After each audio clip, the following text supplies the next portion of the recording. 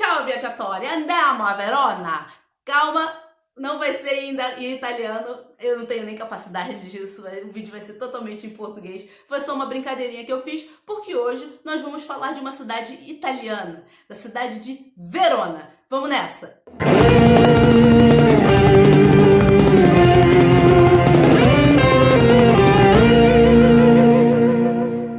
Se você assistiu o meu vídeo que eu falo sobre as experiências de vinho que eu tive, você talvez tenha ficado com uma vontadezinha de quero mais, saber um pouquinho mais sobre a cidade de Verona e de outras cidades também, que futuramente eu vou fazer outros vídeos. Mas hoje é o dia da gente conversar sobre a cidade de Verona. Verona é uma cidade bem famosa da Itália, bem conhecida. Ela fica no norte da Itália, fica ali na região do Vêneto, que é onde tem Veneza, Pádua, Vicenza. Essas cidades estão ali bem pertinho de Verona. E se você estiver em uma dessas cidades, é muito fácil de acessar Verona de trem. Aliás, se você estiver em qualquer lugar da Itália, em outros lugares também da Itália, você pode chegar a Verona de trem. E essa é a minha primeira recomendação. Se você chegar de trem, resolver ir, estiver na Itália já e resolver ir a Verona, você pode pegar um trem e fica ligada, porque existem duas estações de trem em Verona. Tem a Porta Vescovo e a Porta Nuova.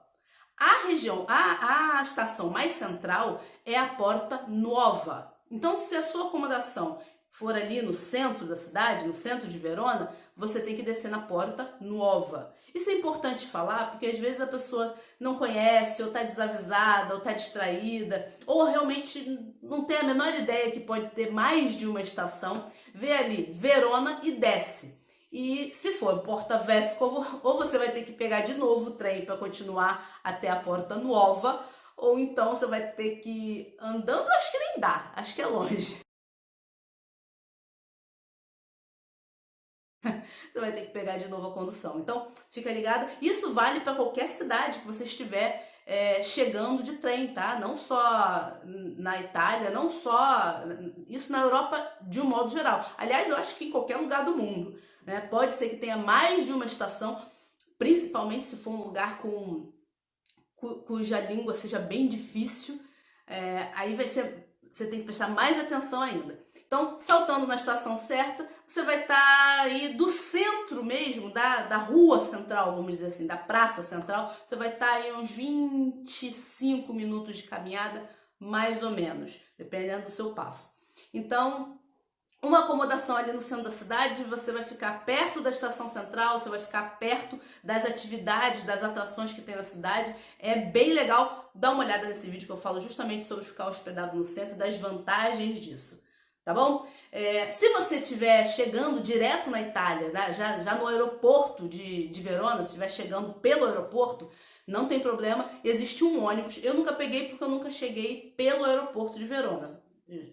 Quando eu fui a Verona, eu fui de trem. Mas existe um ônibus que você pega no aeroporto e te leva até a estação Porta Nuova. Então esse trajeto você pode fazer nesse ônibus. E fica ligada também no horário do ônibus, tá? Não tem a madrugada toda. Eu acho que ele começa lá por volta de 6 da manhã e deve ir até 10 e pouco, 11 da noite. Fica ligada no horário que seu voo vai chegar para saber se você vai conseguir ter esse ônibus ou se você vai ter que pegar um táxi ou pensar numa outra solução, tá bom? Chegando ali na estação Porta Nuova, você consegue chegar rapidinho, muito facilmente ao centro de Verona e a sua acomodação, se ela estiver localizada no centro. Então vamos agora começar a falar propriamente de Verona. A cidade de Verona ela ficou muito conhecida por conta de um casal de jovens apaixonados que viveram lá um tempo atrás, chamados Romeu e Julieta. Não, é claro que eu sei que essa é uma obra de ficção, talvez você saiba também.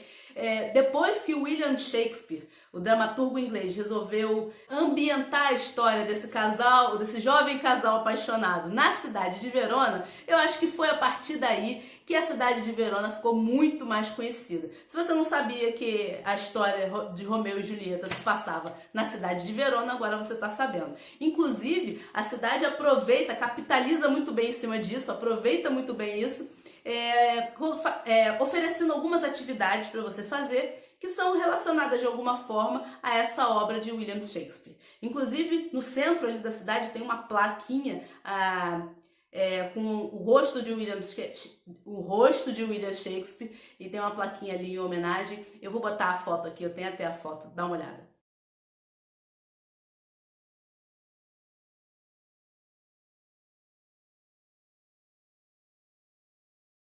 Então, muita coisa ali na cidade de Verona gira em torno de Romeu e Julieta. A primeira atração, que é uma das, eu acho que é uma das mais, né? Pelo menos é uma das mais visitadas. Eu acho que precisa dessa palavra no final, porque se eu falo mais, dá a impressão que é uma das atrações top.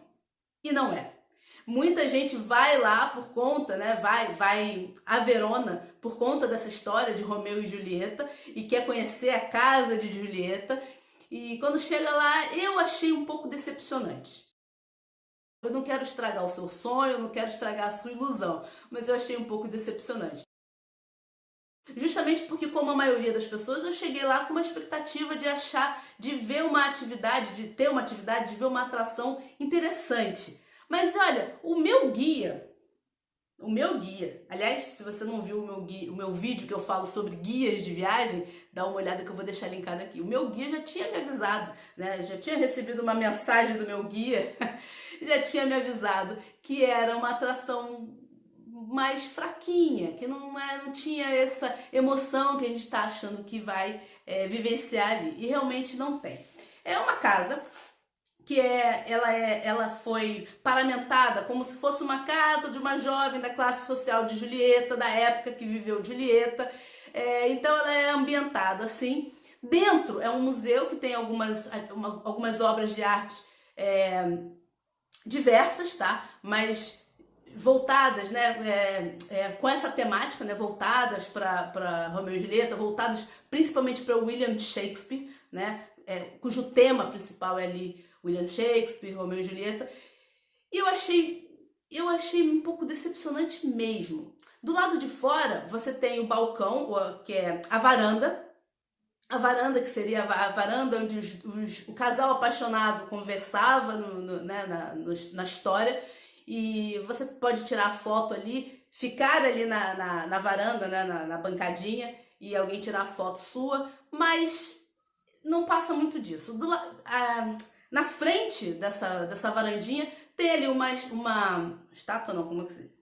Tem uma escultura de bronze da Julieta. Diz a lenda, eles resolveram fazer uma lenda para tornar a atração mais interessante, eu acho.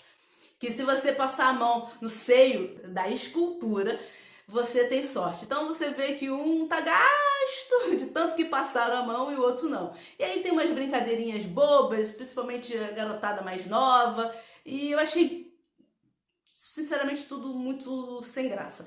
E em frente ali, essa casa de Julieta, bem em frente, é meio que dentro do terreno, mas é na parte da frente, tem ali umas bordadeiras. É uma casa de bordado, acho que é isso, não sei se é assim que se chama.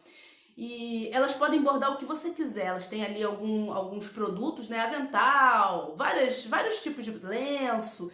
E você pode comprar e elas bordam na hora, o que você quiser. O seu nome, qualquer coisa. E aí eu fui lá pra olhar. É como se fosse, sabe, a lojinha do museu? Essa não é a loja do museu. Tem também uma lojinha do museu, mas é ali, do ladinho.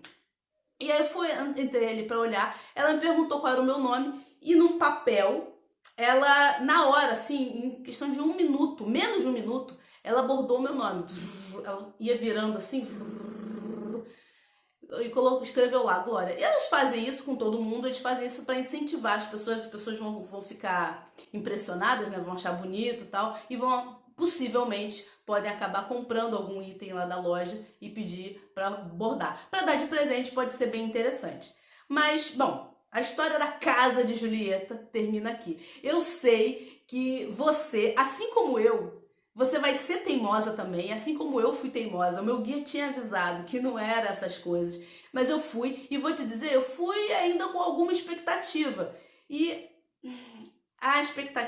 o desequilíbrio entre expectativa e realidade foi muito grande. Então, Eu sei que você vai querer ir, eu acho que você tem que ir para você ver com seus próprios olhos e ter a sua própria opinião se é legal ou se não é legal. Agora, tenta baixar um pouquinho a sua expectativa, que talvez você até ache bem legal se a sua expectativa descer um pouquinho, tá bom? Bom, ainda sobre Julieta, na cidade de Verona a gente também tem a tumba de Julieta.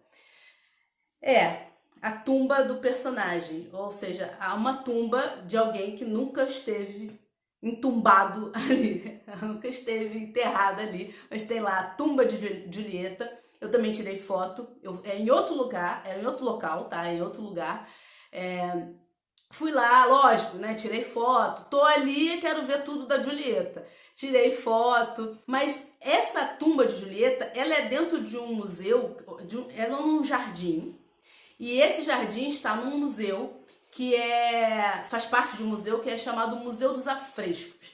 Esse museu é bem legal, tá? Porque você vê que é um museu que não é um prédio original onde tinha aquelas obras todas, mas algumas obras de algumas outras construções dali da cidade que foram tiradas do local, ou porque a construção ia ser retirada, demolida, não sei. Só sei que as obras foram transportadas para lá, alguns afrescos.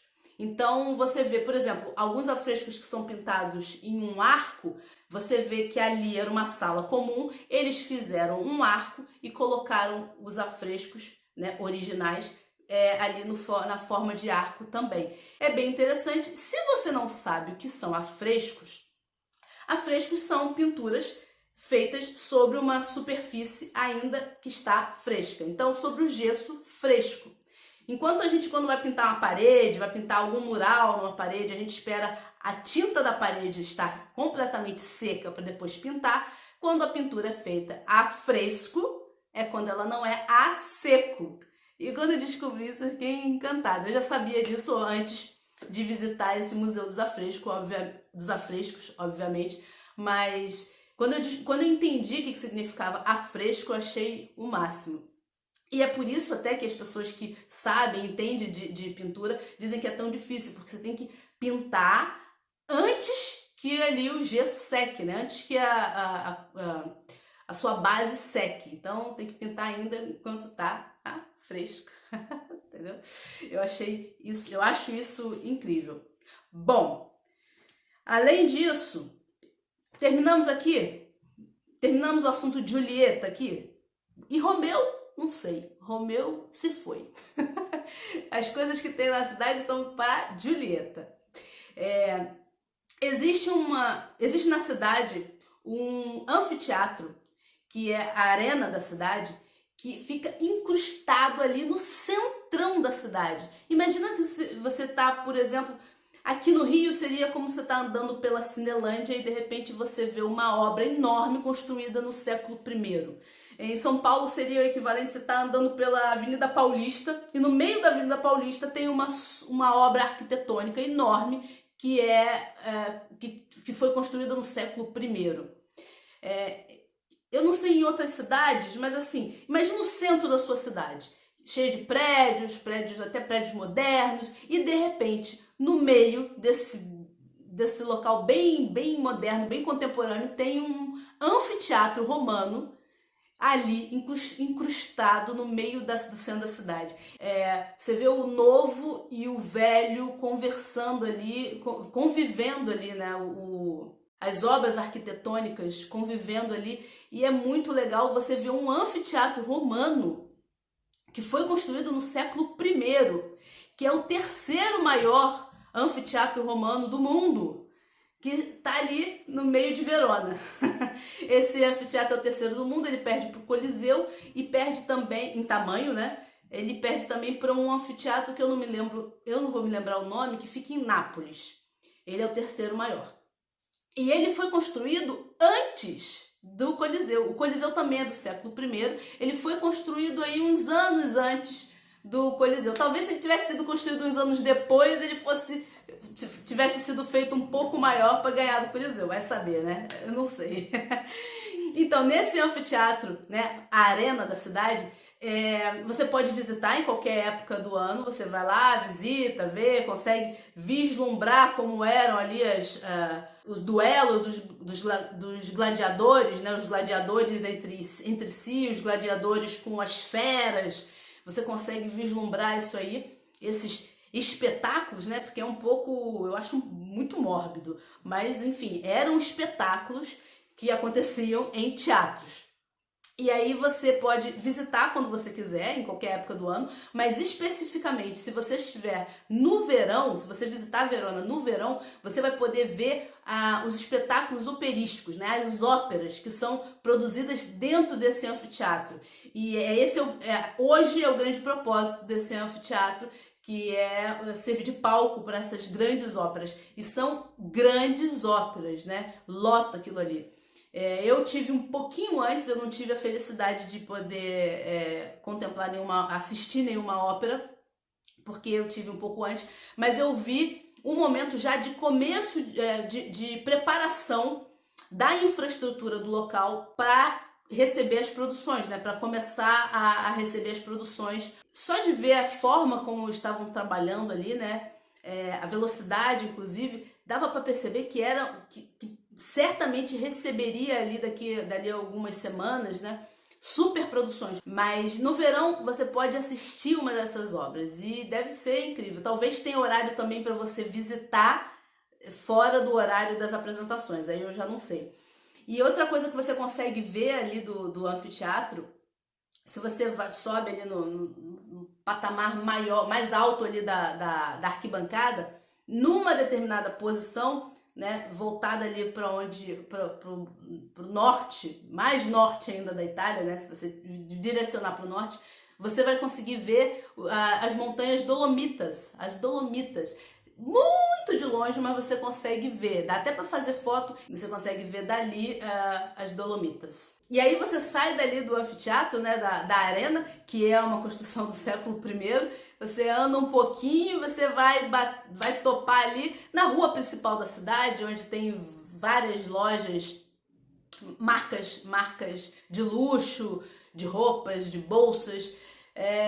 Essa convivência aí realmente do novo e do velho é fantástica. Um pouco mais pro outro lado, você ainda no centro, você encontra o Castelvecchio. Olha, eu vou te dizer uma das atrações que eu tinha encasquetado que eu queria, porque queria ver a casa da Giulietta, e o Castelvecchio eu quase deixei passar. Mas ainda bem que eu não deixei passar, porque é uma das atrações mais interessantes. Para mim é a atração, não vou dizer que é a atração top, porque também a arena foi incrível. Mas é uma das atrações top da cidade de Verona. Você não pode deixar de ir ao Castelvecchio. É uma construção do século XIV, se eu não me engano. É uma fortaleza, né? Um castelo que sofreu durante...